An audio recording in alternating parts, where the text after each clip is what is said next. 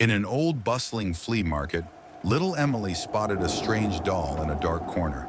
The doll wore a tattered dress, her hair was covered in dust, and her glass eyes held a bizarre smile. Even though Emily felt something odd about it, she couldn't stop herself from buying it. Mom, please, let me have it, Emily pleaded. The doll looked like something straight out of a horror movie, but Emily had always been fascinated by strange things. Scene 1. The Strange Beginning. That night, Emily placed the doll beside her bed and tucked herself in, but she couldn't sleep. There was something unsettling in the air. At midnight, she woke up to a faint whisper calling her name. Emily! Emily! She looked over at the doll, but it wasn't where she had left it. It was on the floor beside the bed, and its left eye had rolled upward in an unnatural way. Mom! Mom! She whispered, but there was no one in the room. Days passed, and each night Emily heard the same whisper, growing clearer each time. Emily! Emily! And strangely, the doll kept moving. One night, her mother woke up to the sound of a door creaking open. When she looked into the kitchen, she was shocked.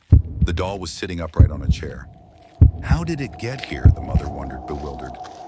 They tried to get rid of it. Every time the father threw it away, they'd find it somewhere else in the house. On the bed, on the couch. It felt like an endless nightmare. Emily wasn't acting like herself anymore.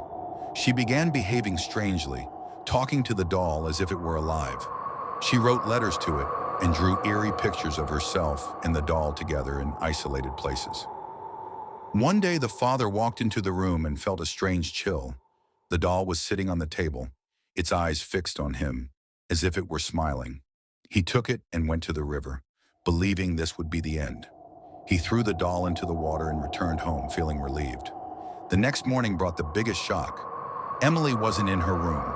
They searched the entire house, the yard, the street. She was nowhere to be found.